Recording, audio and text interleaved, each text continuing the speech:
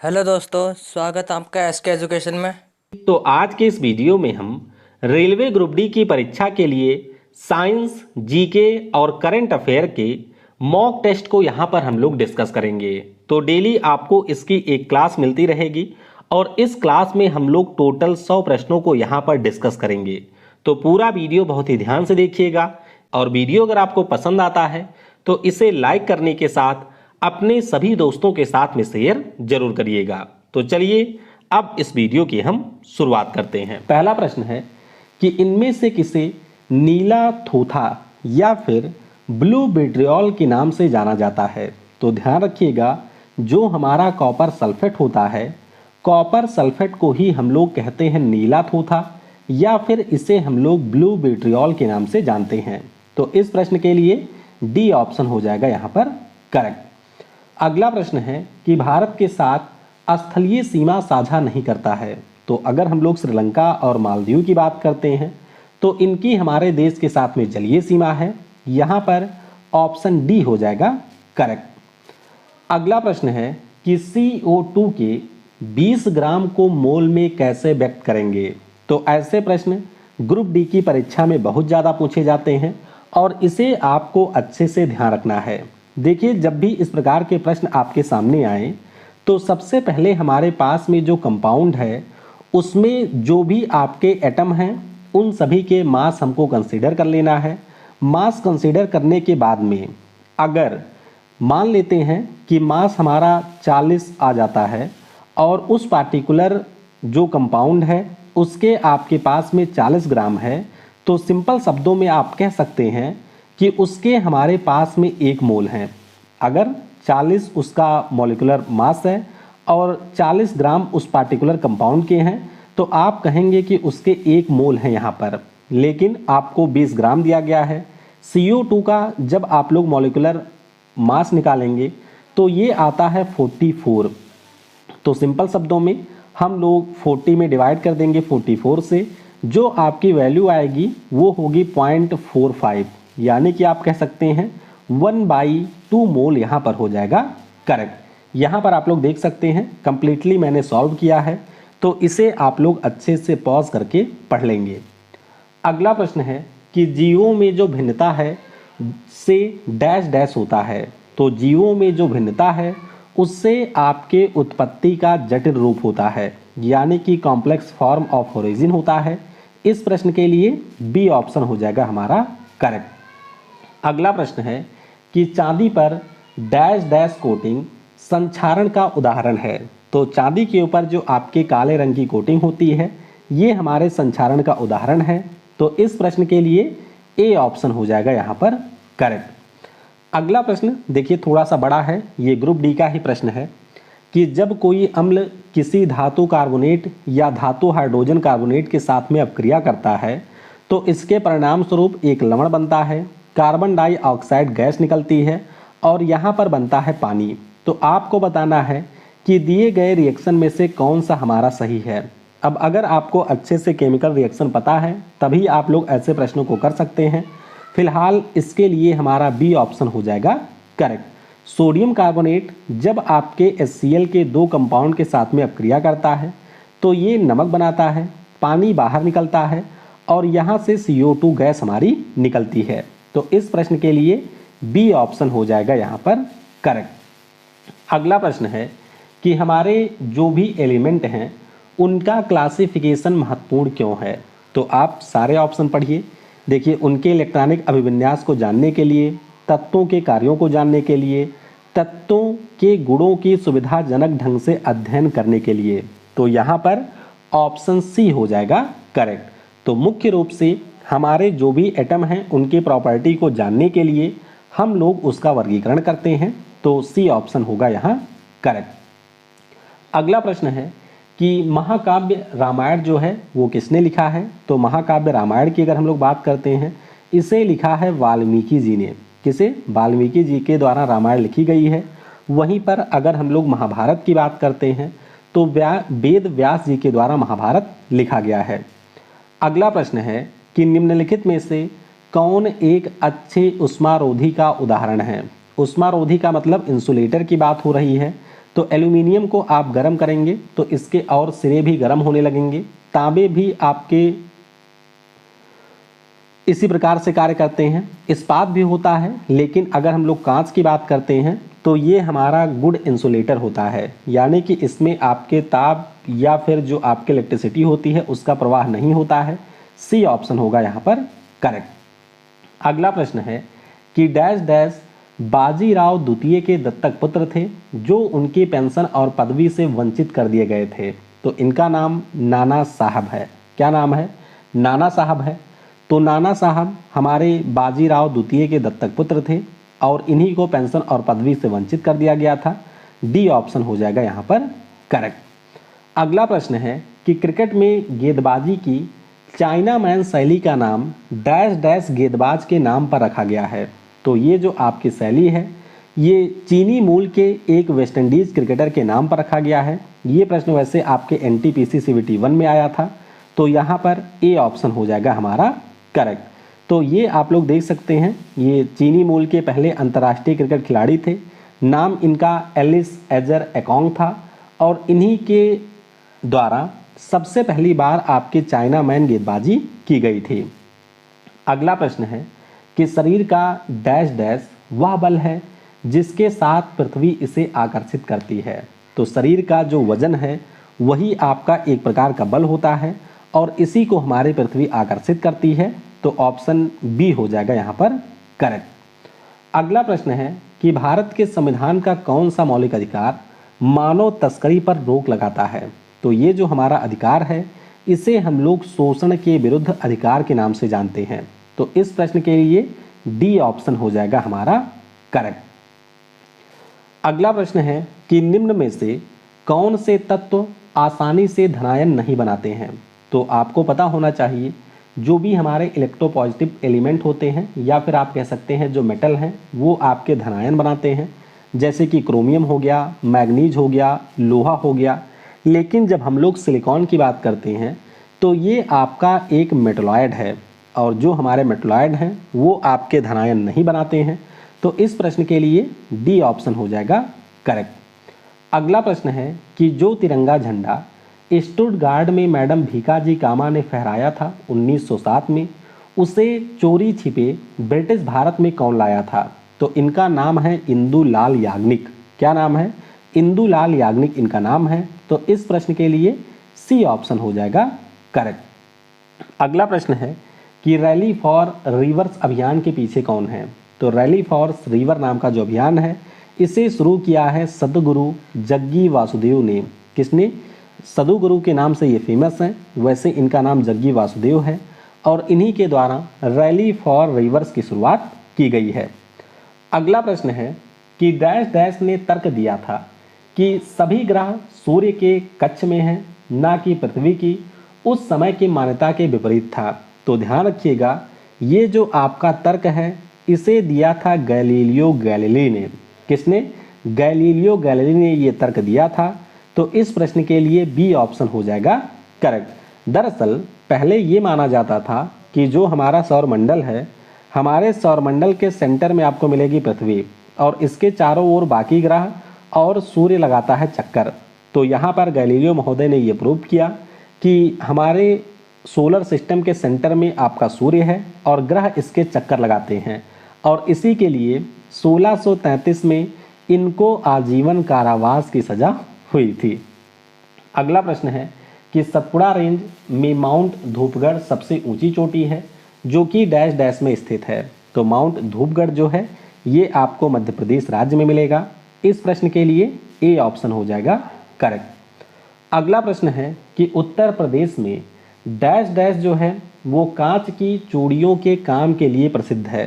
तो जो कांच की चूड़ियां हैं वो आपकी फेमस हैं फिरोजाबाद में। कहाँ पर? मुरादाबाद को हम लोग पीतल नगरी कहते हैं, जबकि अगर हम लोग फिरोजाबाद की बात करते हैं तो ये आपके कांच की चूड़ियों के लिए फेमस है। यहाँ पर ऑप्शन बी हो जाएगा करेक्ट। अगला प्रश्न है कि नेल्सन मंडेला साहब की जो जीवनी है इसका शीर्षक क्या है। तो नेल्सन मंडेला साहब की जो ऑटोबायोग्राफी है इसे हम लोग लॉन्ग वॉक टू फ्रीडम के नाम से जानते हैं। किस नाम से? लॉन्ग वॉक टू फ्रीडम के नाम से जानते हैं। तो इस प्रश्न के लिए डी ऑप्शन हो जाएगा यहाँ पर करेक्ट। आपको ये पता होना चाहिए कि नेल्सन मंडेला हमारे दक्षिण अफ्रीका देश से थे। ये दक्षिण अफ्रीका के पहले ब्लैक प्रेसिडेंट बने थे 1994 में, और इन्हीं के द्वारा लिखी गई पुस्तक है लॉन्ग वॉक टू फ्रीडम। ध्यान रखिएगा, इनको भारत रत्न पुरस्कार से भी सम्मानित किया जा चुका है। अगला प्रश्न है कि मौर्य काल के साहित्यिक स्रोतों में इंडिका और डैश डैश शामिल हैं। तो मौर्य काल के जो साहित्यिक स्रोत हैं उसमें आपके मेगस्थनीज की इंडिका पुस्तक है, और हमारे आचार्य चाणक्य की अर्थशास्त्र नाम की पुस्तक है। तो इस प्रश्न के लिए ए ऑप्शन हो जाएगा करेक्ट। अगला प्रश्न है कि निम्नलिखित में से किन परमाणु संख्याओं वाले तत्वों का जो युग्म है वो आपके समान समूह से संबंधित है। यानी कि सिंपल शब्दों में आपको ये बताना है कि कौन से ऐसे हमारे इसमें से दो एलिमेंट के एटॉमिक नंबर हैं जो कि आपको सेम ग्रुप में देखने को मिलेंगे। तो अगर आपको पता है तो ही आप यहाँ पर कर सकते हैं। फिलहाल के लिए ए ऑप्शन हो जाएगा यहाँ पर करेक्ट। आपको पता होगा कि जो हमारा एटॉमिक नंबर 13 वाला एलिमेंट है ये आपका एल्यूमिनियम है, और अगर हम लोग एटॉमिक नंबर 31 की बात करते हैं तो ये गैलियम है, और ये दोनों जो एलिमेंट हैं वो हमको समूह 13 में देखने को मिलेंगे। अगला प्रश्न आपके सामने है, दो स्टेटमेंट दिए गए हैं और इन दोनों के आधार पर आपको सही ऑप्शन चूज करना है। ये भी ग्रुप डी का ही प्रश्न है। पहला स्टेटमेंट कह रहा है कि एक संतुलित रासायनिक समीकरण में अभिकारकों और उत्पादों में विभिन्न तत्वों की जो परमाणु संख्या है संख्या में परमाणु होते हैं, बराबर संख्या में परमाणु होते हैं। दूसरे में कहा गया है यदि एक प्रतिक्रियाशील धातु की सतह वायु, पानी और इसके आसपास के अन्य पदार्थों के संपर्क में आने से क्षतिग्रस्त होती है तो इसे संक्षारण कहा जाता है, और इस प्रभाव को कहते हैं रैंसिड। तो देखिए यहाँ पर हमारा ऑप्शन एक करेक्ट है। आप सभी को पता होगा कि जो कोई भी हमारी रासायनिक अभिक्रिया होती है संतुलित वाले की अगर हम बात करें तो सेम नंबर ऑफ एटम आपको दोनों साइड में देखने को मिलेंगे, तभी ये आपकी बैलेंस केमिकल इक्वेशन कहलाती है। तो ऑप्शन मतलब पहला स्टेटमेंट तो करेक्ट हो गया। दूसरे में कहा गया है कि ये जो क्रिया है इसे रैंसिड कहते हैं, तो भैया इसे रैंसिड नहीं कहा जाता है, ये आपका संक्षारण है, जैसे लोहे पर जंग लगना। तो सिर्फ ऑप्शन ए होगा यहाँ पर करेक्ट। अगला प्रश्न है कि भारत में परमाणु ऊर्जा आयोग की स्थापना किस वर्ष हुई थी। तो हमारे देश में जो परमाणु ऊर्जा आयोग है इसकी स्थापना हुई थी 1948 में। कब? 1948 में स्थापना हुई थी। तो इस प्रश्न के लिए ए ऑप्शन हो जाएगा करेक्ट। तो परमाणु ऊर्जा आयोग जो है ये 1948 में बना था, और हमारे यहाँ पर जो परमाणु ऊर्जा विभाग है इसकी स्थापना 1954 में किया गया था। अगला प्रश्न है कि डोगरी इनमें से किस राज्य में बोली जाने वाली प्रमुख भाषा है। तो डोगरी लैंग्वेज की बात करते हैं, ये आपके गोवा राज्य जम्मू कश्मीर राज्य में बोला जाता है। जी हाँ, जम्मू कश्मीर राज्य में बोला जाता है। गोवा की बात करें तो यहाँ की भाषा है कोंकणी। अच्छा, कोंकणी भाषा के लिए अभी आपका ज्ञानपीठ पुरस्कार दिया गया है, तो नीचे कमेंट में बताइएगा उन राइटर का नाम क्या है जिनको अभी कोंकणी भाषा में ज्ञानपीठ पुरस्कार मिला है। फिलहाल के लिए सी ऑप्शन हो जाएगा यहाँ पर करेक्ट।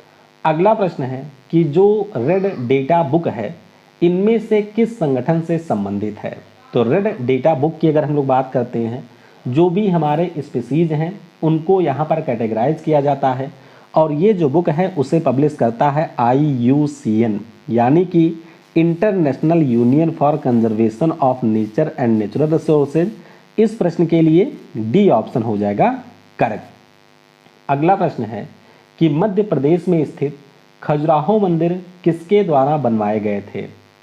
तो मध्य प्रदेश में जो खजुराहो का मंदिर है इसे आपके चंदेला डायनेस्टी के राजाओं ने बनवाया था। यहाँ पर ऑप्शन ए हो जाएगा करेक्ट। तो ये आप लोग देख सकते हैं, ये हमारे खजुराहो ग्रुप ऑफ मोनूमेंट्स हैं जो कि आपको मध्य प्रदेश राज्य में देखने को मिलेंगे, और 1986 में यूनेस्को ने इसे अपने हेरिटेज में शामिल किया था। अगला प्रश्न है कि मध्य प्रदेश राज्य में जो देवी अहिल्याबाई होलकर एयरपोर्ट है ये कहाँ पर स्थित है। तो ये एयरपोर्ट आपको मिल जाएगा इंदौर में। कहाँ पर मिलेगा? इंदौर में देखने को मिलेगा। जबकि भोपाल जो कि आपके MP की राजधानी है यहाँ का जो एयरपोर्ट है वो आपके राजा भोज के नाम पर है। अगला प्रश्न है कि जुलाई 2021 में किस रेलवे स्टेशन पर 5 स्टार होटल जैसी सुविधाओं की शुरुआत की गई? तो ये जो 5 स्टार होटल जैसी सुविधाएं हैं इनकी शुरुआत हमारे गांधीनगर रेलवे स्टेशन पर हुई है। यहाँ पर ऑप्शन बी हो जाएगा आपका करेक्ट। अगला प्रश्न है कि समुद्र तल पर वायुमंडलीय दबाव वातावरण का डैश डैश है। तो ध्यान रखिएगा ये आपका होता है सिर्फ एक एटीएम। कितना? एक एटीएम समुद्र तल के ऊपर हमारा वायुमंडलीय दबाव होता है। तो यहाँ पर बी ऑप्शन हो जाएगा करेक्ट। अगला प्रश्न है कि हर साल जो विश्व युवा कौशल दिवस है ये कब मनाया जाता है? तो ये दिवस हर साल हम लोग 15 जुलाई को मनाते हैं। यहाँ पर बी ऑप्शन हो जाएगा करेक्ट। आपको ध्यान रखना है कि 2021 के लिए जो विषय है वो री imaging youth skill post pandemic था और इस साल का विषय है transforming youth skills for the future. अगला प्रश्न है कि निम्न में से किसे जून 2021 में central European university open society award के सर्वोच्च पुरस्कार से सम्मानित किया गया था? तो ये जो पुरस्कार है वो केरल की पूर्व स्वास्थ्य मंत्री को मिला है। नाम है इनका के शैलजा। तो इस प्रश्न के लिए सी ऑप्शन हो जाएगा यहाँ पर करेक्ट। अगला प्रश्न है कि जुलाई 2021 में राज्यसभा में सदन के नेता कौन बने? तो जुलाई 2021 की बात करते हैं। सदन के नेता आपके पीयूष गोयल साहब बने हैं जो कि हमारे केंद्रीय मंत्री भी हैं और इन्होंने थावरचंद गहलोत जी का स्थान लिया था जो कि पिछले साल आपके कर्नाटक के राज्यपाल बन गए थे। अगला प्रश्न है कि निम्न में से कौन सा उष्णकटिबंधीय चक्रवात मई 2021 में भारत के पश्चिमी तट से टकराया था? तो ध्यान रखिएगा इस चक्रवात का नाम है तौकते। क्या नाम है? इस चक्रवात का नाम तौकते है। यहाँ पर सी ऑप्शन हो जाएगा हमारा करेक्ट। तो पिछले साल तौकते चक्रवात आया था, म्यांमार ने नाम दिया था। यस आया था, इसका नाम ओमान ने दिया था। गुलाब आया था, इसका नामकरण पाकिस्तान ने किया था। शाहीन का नामकरण कतर ने किया था और जवाद चक्रवात का नामकरण सऊदी अरब के द्वारा किया गया था। अगला प्रश्न है कि रिन्यूएबल फ्यूल एसोसिएशन के आंकड़ों के अनुसार वर्ष 2020 में डैश डैश दुनिया का सबसे बड़ा एथेनॉल उत्पादक देश था? तो ध्यान रखिएगा इस देश का नाम है अमेरिका। कौन? अमेरिका दुनिया में सबसे बड़ा एथेनॉल का उत्पादक है। यहाँ पर डी ऑप्शन हो जाएगा करेक्ट। अगला प्रश्न है कि जुलाई 2021 में आरबीआई ने किस कार्ड कंपनी के ऊपर प्रतिबंध लगाने की घोषणा की है? तो ये जो प्रतिबंध है वो आपके मास्टर कार्ड एशिया के ऊपर लगाया गया है। ऑप्शन यहाँ पर ए हो जाएगा करेक्ट। अगला प्रश्न है कि चावल की भूसी के तेल के स्थिरीकरण में निम्न में से किस एंजाइम का उपयोग होता है? तो ये जो एंजाइम है इसका नाम है लाइपेज। क्या नाम है? लाइपेज इस एंजाइम का नाम है। तो इस प्रश्न के लिए सी ऑप्शन हो जाएगा हमारा करेक्ट। अगला प्रश्न आपके सामने है, ये बहुत ही खतरनाक सा प्रश्न है। 2 बार ग्रुप डी में पिछली बार ये पूछा गया था कि 0 डिग्री सेल्सियस पर तरल पानी के कणों में उसी तापमान पर बर्फ के कणों की तुलना में अधिक ऊर्जा क्यों होती है? देखिए इसके पीछे का रीजन ये है कि जो हमारा बर्फ है, बर्फ से जब ये आपके तरल पानी में बदलता है तो बर्फ के जो कण होते हैं वो आपके उष्मा ऊर्जा को अवशोषित करते हैं। सिंपल सा मतलब ये है कि मान लीजिए आपके पास में आइस है। अब आइस को आप लोग अगर गर्म करेंगे तो सबसे पहले ये आइस कुछ उष्मा लेगी, उसके बाद में ये पिघलना शुरू करेगी।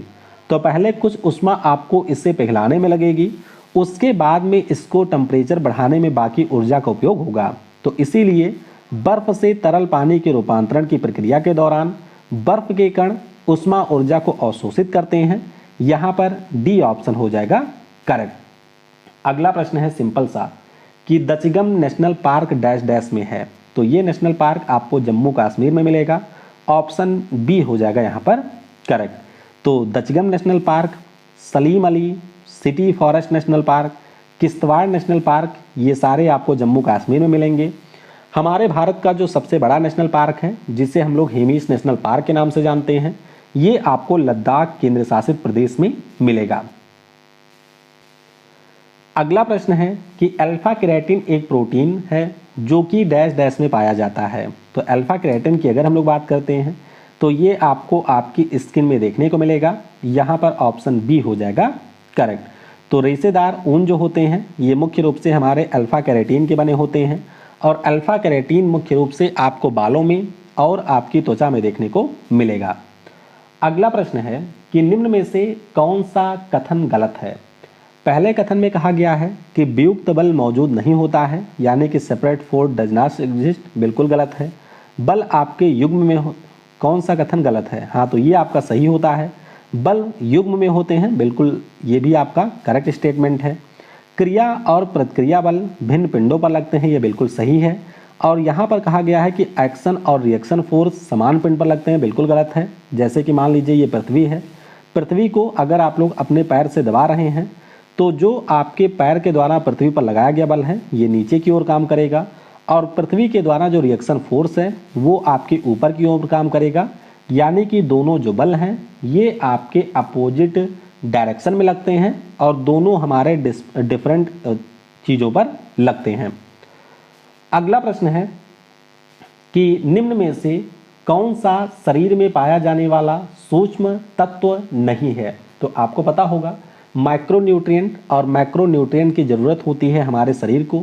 आपसे पूछा गया है कि सूक्ष्म तत्व नहीं है, तो ध्यान रखिएगा जो सल्फर होता है ये आपका सूक्ष्म तत्व नहीं है।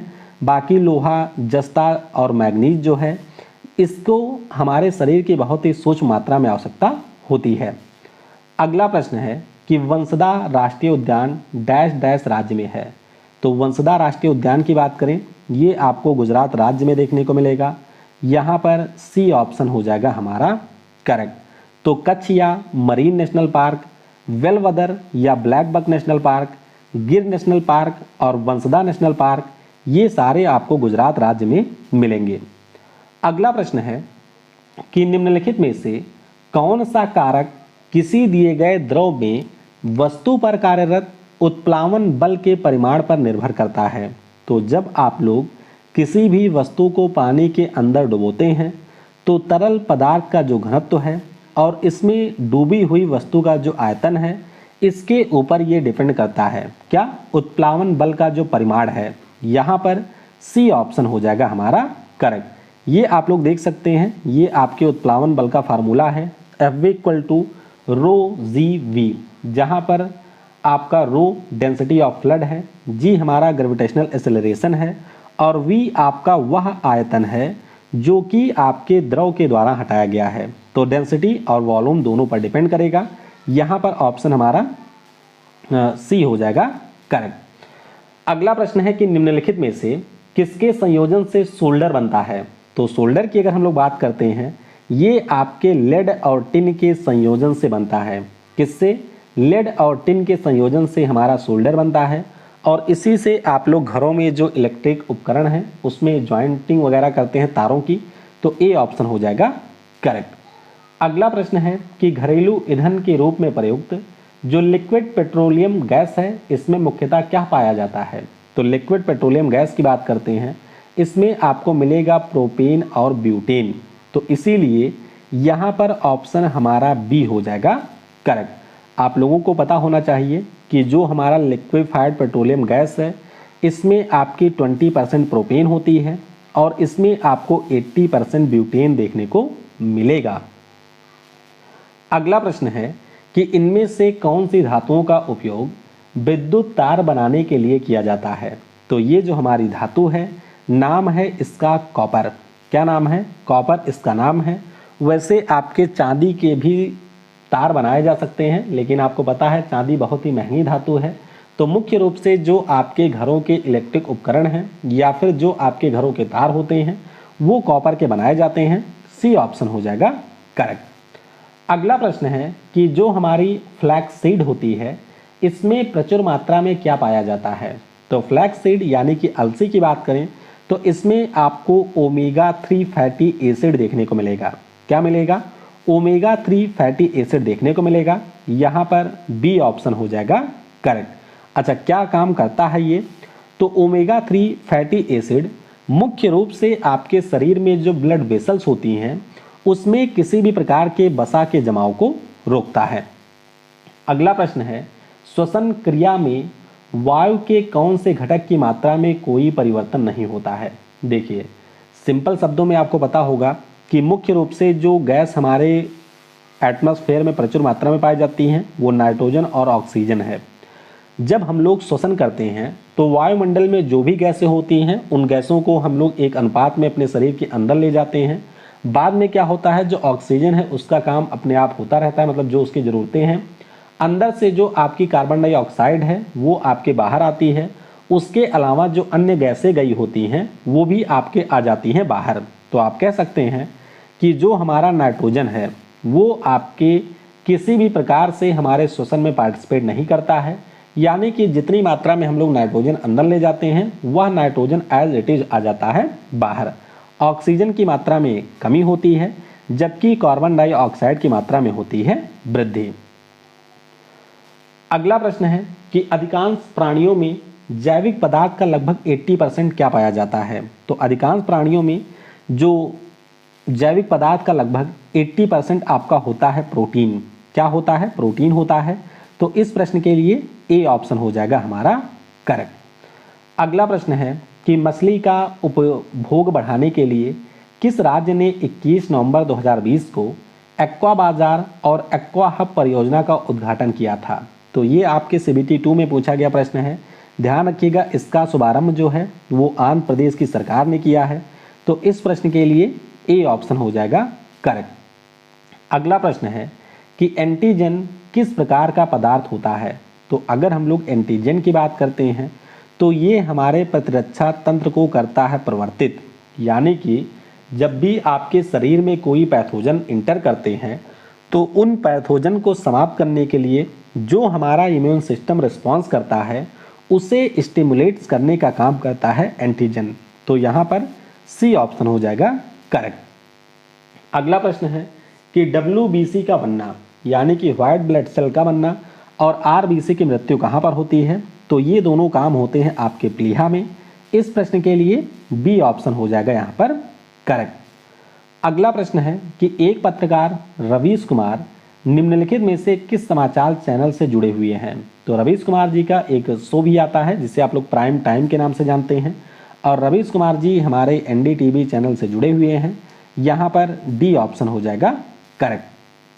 अगला प्रश्न है कि मानव वृक्क स्मरी में पाया जाने वाला प्रमुख रासायनिक यौगिक कौन है। यहाँ पर बात हो रही है जो आपके गुर्दे की पथरी होती है तो वो जो पत्थर होता है वो किसका बना होता है। ध्यान रखिएगा, ये पत्थर बना होता है कैल्शियम ऑक्सलेट का। किसका होता है? कैल्शियम ऑक्सलेट का बना हुआ ये पत्थर है, उसी की बात यहाँ पर की जा रही है। तो सी ऑप्शन हो जाएगा करेक्ट। अगला प्रश्न है कि राष्ट्रीय आपातकाल के बाद सत्ता में आने वाली राजनीतिक पार्टी डैश डैश थी। तो राष्ट्रीय आपातकाल के बाद में पहली बार कांग्रेस पार्टी आपके सत्ता से बाहर होती है और जनता पार्टी की सरकार हमारे देश में बनती है। सी ऑप्शन हो जाएगा करेक्ट। आपको पता होना चाहिए कि मोरारजी देसाई पहले गैर कांग्रेसी PM हमारे देश के बने थे। अगला प्रश्न है कि निम्न में से कौन सा पादप हार्मोन वृद्धि रोकता है। तो पादप हार्मोन वृद्धि की बात करें, ये रोकता है आपका एब्सिसिस अम्ल। क्या नाम है? एब्सिसिस अम्ल इसका नाम है और ये आपके पादप हार्मोन वृद्धि को रोकता है। सी ऑप्शन हो जाएगा यहाँ पर करेक्ट। अगला प्रश्न है कि निम्नलिखित में से कौन सा हार्मोन स्तन ग्रंथियों से दुग्ध का स्राव होने में भूमिका निभाता है।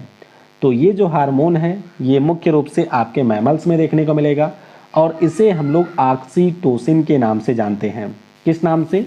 ऑक्सीटोसिन के नाम से यहाँ पर जानते हैं। तो इस प्रश्न के लिए डी ऑप्शन हो जाएगा करेक्ट। अगला प्रश्न है कि एक इलेक्ट्रॉन में ऋणात्मक आवेश होता है, आपको बताना है उस ऋणात्मक आवेश की वैल्यू कितनी है। तो ये हमारा होता है 1.6 मल्टीप्लाइड बाई 10⁻⁻19 कूलाम।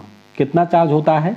एक इलेक्ट्रॉन के ऊपर 1.6 मल्टीप्लाइड बाई 10⁻⁻19 कूलाम होता है। ये आप लोग देख सकते हैं। प्रोटॉन के ऊपर सेम वैल्यू का पॉजिटिव चार्ज होता है, न्यूट्रॉन आपका बिल्कुल न्यूट्रल होता है और इलेक्ट्रॉन के ऊपर सेम का निगेटिव चार्ज होता है। अगला प्रश्न है कि भारत में बोडो भाषा मुख्यतः किस राज्य में बोली जाती है। तो बोडो भाषा की अगर हम लोग बात करते हैं, ये आपके असम राज्य में बोला जाता है। ऑप्शन डी हो जाएगा यहाँ पर करेक्ट। अगला प्रश्न है कि कौन सा हार्मोन लड़ो व उड़ो हार्मोन कहलाता है? तो इस हार्मोन का नाम है एड्रेनलिन। क्या नाम है? एड्रेनलिन इस हार्मोन का नाम है, जिसे हम लोग उड़ो और लड़ो हार्मोन के नाम से जानते हैं। अगला प्रश्न है कि डैश डैश में फाइबर नहीं होते हैं। तो आपको पता होना चाहिए कि जो हमारे बॉडी में ब्लड है, इस ब्लड में आपको फाइबर देखने को नहीं मिलेगा। यहाँ पर ऑप्शन बी हो जाएगा आपका करेक्ट। अगला प्रश्न है कि परमाणु क्रमांक 17 वाला एक तत्व नीचे दिए गए किस परमाणु क्रमांक के तत्व के साथ में विशेषता रखेगा? देखिए, जो भी एटॉमिक नंबर वाला एलिमेंट इस परमाणु क्रमांक 17 वाले तत्व के ग्रुप में होगा, उसी के साथ में यह सिमिलरिटी पैदा करेगा।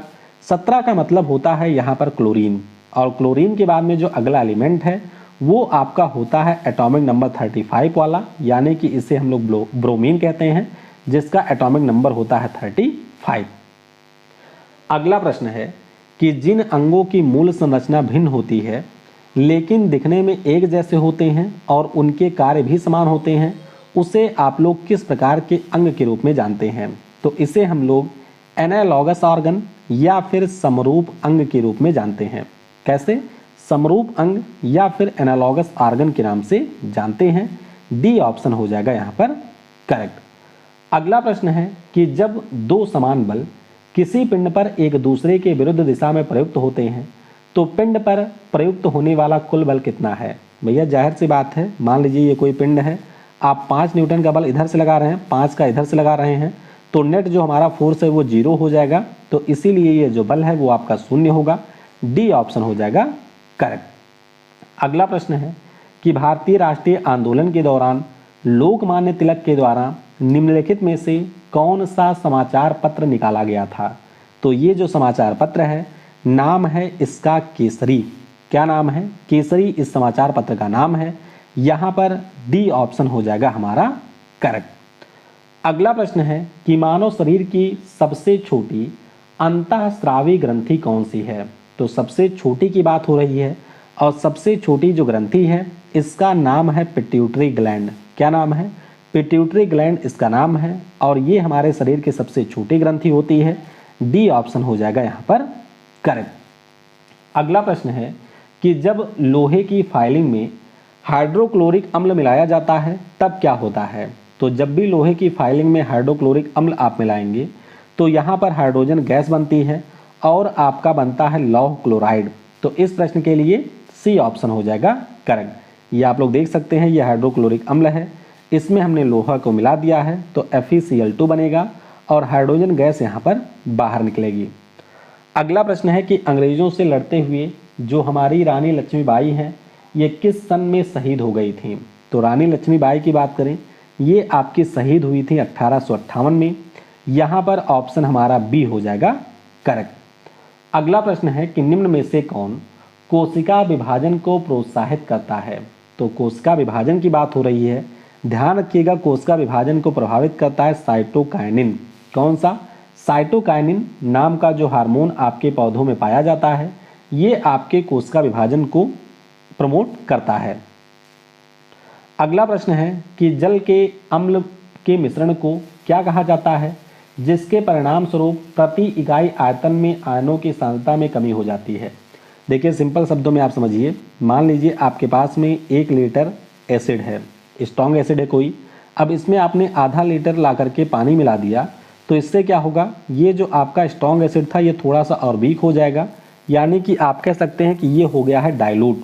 तो इस प्रश्न के लिए ए ऑप्शन हो जाएगा हमारा करेक्ट। अगला प्रश्न है कि हरे फलों को कृत्रिम रूप से पकाने के लिए किसका प्रयोग किया जाता है? तो जो हमारे हरे फल हैं इनको पकाने के लिए यूज होता है एसिटिलीन का, जिसे आप लोग एथिलीन भी कहते हैं। तो ए ऑप्शन हो जाएगा यहाँ पर करेक्ट। आपको ये भी पता होना चाहिए कि कई बार आपके जो कृत्रिम फल हैं, जो फल होते हैं, उनको पकाने के लिए कैल्शियम कार्बाइड का भी उपयोग किया जाता है, लेकिन मुख्य रूप से एसिटिलीन या फिर एथिलीन का यूज हम लोग करते हैं। अगला प्रश्न है कि निम्नलिखित में से किसका ऊर्ध्वपातन किया जा सकता है? तो ध्यान रखिएगा, जो आपका अमोनियम क्लोराइड होता है इसका ऊर्ध्वपातन किया जा सकता है, यानी कि इसको जब हम लोग गर्म करेंगे तो ये सॉलिड से लिक्विड में चेंज नहीं होता है बल्कि सॉलिड से सीधे गैस में बदल जाता है। तो ए ऑप्शन हो जाएगा करेक्ट। अगला प्रश्न है कि जो कुसुम योजना है ये किसको बढ़ावा देती है। तो कुसुम योजना की अगर हम लोग बात करते हैं तो ये हमारे सोलर फार्मिंग से जुड़ी हुई योजना है। भारत सरकार के द्वारा 2018-19 के बजट में इसकी घोषणा की गई थी और इसके अंतर्गत जो हमारे किसान हैं उनको खेतों की सिंचाई के लिए सोलर प्लेट और उससे चलने वाले पंप का वितरण किया गया। अगला प्रश्न है कि एरविकुलम राष्ट्रीय पार्क किस राज्य में स्थित है। तो एरविकुलम राष्ट्रीय पार्क की अगर हम लोग बात करते हैं ये आपको मिल जाएगा केरल राज्य में। ध्यान रखिएगा ये सारे जो राष्ट्रीय पार्क वाले प्रश्न हैं ये आपके ग्रुप डी के ही हैं। तो केरल में आपको मिलेगा एरविकुलम राष्ट्रीय पार्क, बी ऑप्शन हो जाएगा यहाँ पर करेक्ट। तो केरल में वैसे हमारे 6 राष्ट्रीय पार्क हैं जैसे कि मथिकट्टन 16, अनाईमुडी 16, शांत घाटी, एरविकुलम, पम्बादम 16 और एक है पेरियार नेशनल पार्क। अगला प्रश्न है कि केसर मसाला बनाने के लिए पौधे का निम्नलिखित भाग उपयोग में लाया जाता है। तो अगर हम लोग केसर की बात करते हैं तो केसर में जो यूज किया जाने वाला पार्ट है इसे हम लोग स्टिग्मा या फिर वर्तिकाग्र कहते हैं। डी ऑप्शन हो जाएगा यहाँ पर करेक्ट। ये आप लोग देख सकते हैं ये केसर का पुष्प है और इसमें ये जो आपको लाल रंग का दिखाई दे रहा है यही वर्तिकाग्र यानी कि स्टिग्मा है और इसी का मुख्य रूप से यूज किया जाता है। अगला प्रश्न है कि निम्नलिखित में से कौन सा समूह में शामिल सर्वाधिक उष्मारोधी है। तो ये आप लोग एक एक करके चेक करेंगे। तो सबसे ज़्यादा जो उष्मारोधी वाला समूह है ये आपको बी में देखने को मिलेगा। जैसे प्लास्टिक की बात करें एबोनाइट हो गया, कागज़ है, कपास है, बेकेलाइट है, शुष्क हवा है, रबड़ है। तो इन सभी में आपकी जो उष्मा है वो प्रवाहित नहीं होती है। अगला प्रश्न है कि डैश डैश केवल समुद्र में पाई जाने वाली मछली है। तो jellyfish, silver fish, dog fish, star fish.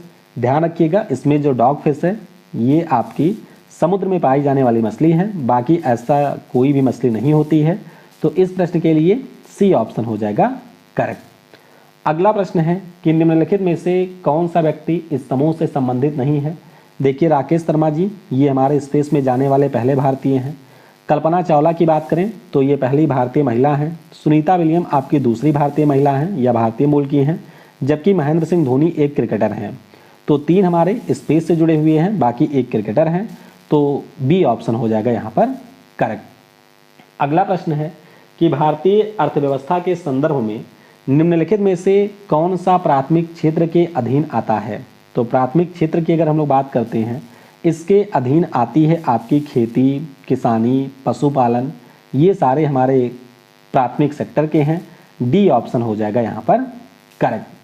अगला प्रश्न है कि जो दीनदयाल उपाध्याय अंत्योदय योजना है इसको इस रूप में भी जाना जाता है। तो इसे हम लोग राष्ट्रीय शहरी आजीविका मिशन भी कहते हैं। यहाँ पर ऑप्शन ए हो जाएगा करेक्ट। अगला प्रश्न है कि किस वर्ष WHO के द्वारा रिंडर पेस्ट बीमारी के विश्व से उन्मूलन की घोषणा की गई थी।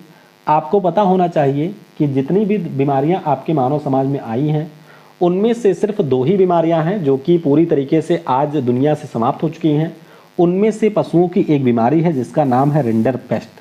तो रिंडर पेस्ट को WHO के द्वारा 2011 में पूरे विश्व से उन्मूलित घोषित कर दिया गया था। बी ऑप्शन हो जाएगा यहाँ पर करेक्ट।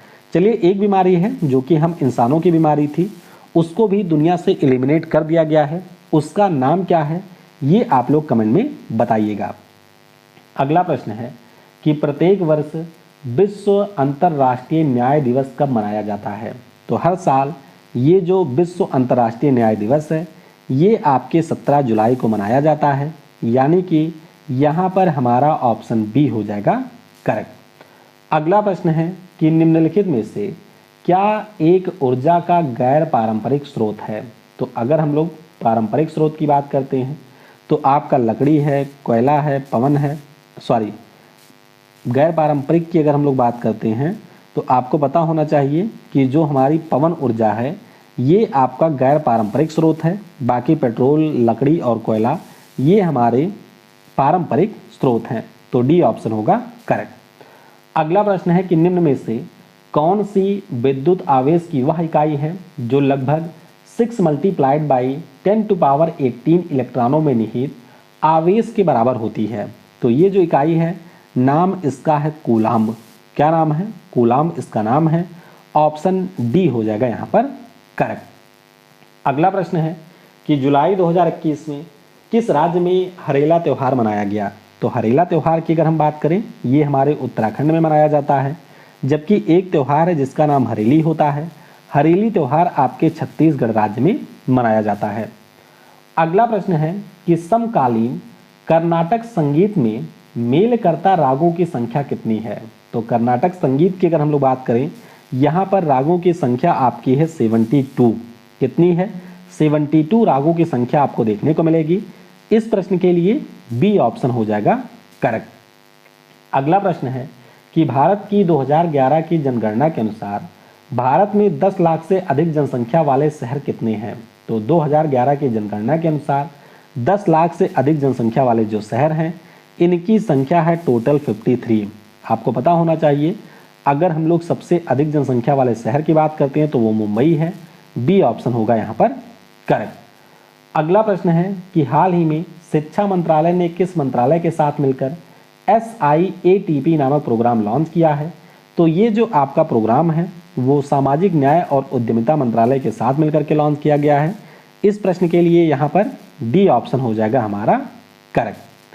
अगला प्रश्न है कि जो प्रकाश विद्युत प्रभाव है इसके आविष्कारकर्ता कौन थे? तो प्रकाश विद्युत प्रभाव की अगर हम लोग बात करते हैं इसकी खोज आपके हर्ट्ज महोदय के द्वारा की गई थी। हालांकि प्रकाश विद्युत प्रभाव का जो अनुप्रयोग है या जो एक्सप्लेनेशन है वो आपके आइंस्टीन महोदय के द्वारा दी गई थी। ऑप्शन ए हो जाएगा यहाँ पर करेक्ट। अगला प्रश्न है कि वाटर जेट तकनीक का जो उपयोग है इनमें से किसमें किया जाता है? तो वाटर जेट तकनीक की अगर हम लोग बात करते हैं इसका यूज आपके माइन में किया जाता है। इस प्रश्न के लिए बी ऑप्शन हो जाएगा यहाँ पर करेक्ट। तो मुख्य रूप से यह आपकी एक तकनीक होती है जिससे हम लोग पृथ्वी में ड्रिलिंग करते हैं और यहाँ से निकालते हैं कोयले को। अगला प्रश्न है कि हीरे की बिक्री में भार की इकाई कैरेट होती है, तो एक कैरेट कितने के बराबर होता है? देखिए एक कैरेट की बात करें तो वह 0.2 ग्राम या फिर 200 mg के बराबर होता है। यहाँ पर बी ऑप्शन हो जाएगा हमारा करेक्ट। अगला प्रश्न है कि फूलों के अध्ययन को क्या कहा जाता है? अब इस प्रश्न का उत्तर कई बार लोग गलत कर देते हैं। देखिए जब हम लोग फूलों के अध्ययन की बात करते हैं तो इसे कहा जाता है एंथोलॉजी। क्या कहा जाता है? फूलों के अध्ययन को हम लोग एंथोलॉजी कहते हैं। बी ऑप्शन हो जाएगा यहाँ पर करेक्ट। ये आप लोग देख सकते हैं एंथोलॉजी का मतलब है study of flower and flowering plant, यानी कि जो हमारे पौधे के वृक्ष हैं या फिर जो आपके पौधे हैं उनके स्टडी को हम लोग कहते हैं एंथोलॉजी। वहीं पर अगर हम लोग बात करते हैं फ्लोरीकल्चर की तो फ्लोरीकल्चर मुख्य रूप से आपके पौधों की खेती के अध्ययन को कहा जाता है।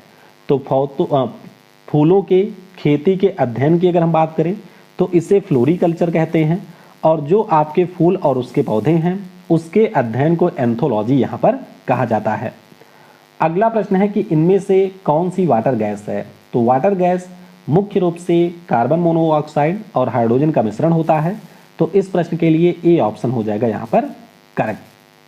अगला प्रश्न है कि इनमें से किसके द्वारा भारी जल की खोज की गई थी? तो जो आपका भारी जल है इसकी खोज हमारे HC उरे साहब ने किया था और इसके लिए इनको नोबेल पुरस्कार से भी सम्मानित किया गया था।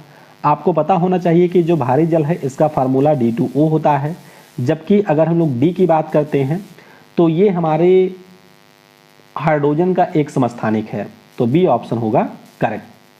अगला प्रश्न है कि गहरे समुद्र में गोताखोर निम्न में से किस एक गैस मिश्रण का उपयोग करते हैं? तो गोताखोर जो होते हैं वो आपके ऑक्सीजन और हीलियम के मिश्रण का उपयोग करते हैं। इस प्रश्न के लिए ए ऑप्शन हो जाएगा यहाँ पर करेक्ट। अगला प्रश्न है कि जो नाइक्रोम है ये किसकी मिश्र धातु है? तो नाइक्रोम जो आपकी होती है ये 4 हमारे मेटल से मिलकर के बनती हैं। इन मेटल के नाम हैं निकल, क्रोमियम, मैग्नीज और आयरन। तो 4 से मिलकर के बनती है नाइक्रोम। ए ऑप्शन हो जाएगा करेक्ट। अगला प्रश्न है कि कीट भक्षी पौधे किस तत्व की कमी वाले मिट्टी में उगते हैं? तो कीट भक्षी पौधों की अगर हम लोग बात करते हैं तो जहाँ की मिट्टी में आपके नाइट्रोजन की कमी होती है, तो नाइट्रोजन की कमी को पूरा करने के लिए यहाँ पर जो पौधे हैं वो आपके छोटे छोटे कीड़ों मकोड़ों का शिकार करते हैं। सी ऑप्शन हो जाएगा करेक्ट।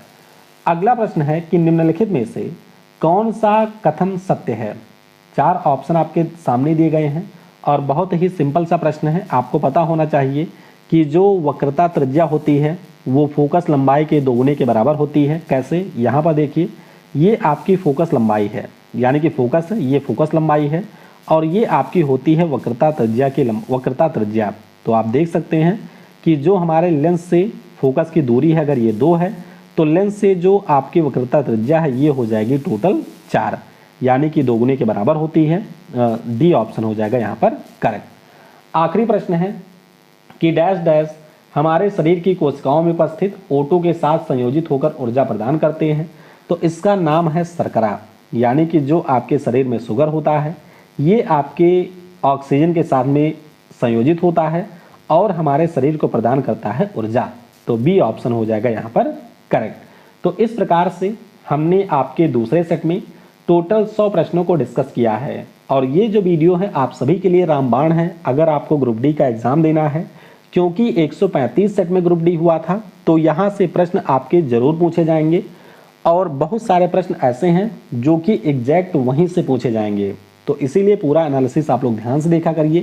Thanks for watching. जय हिंद, जय भारत।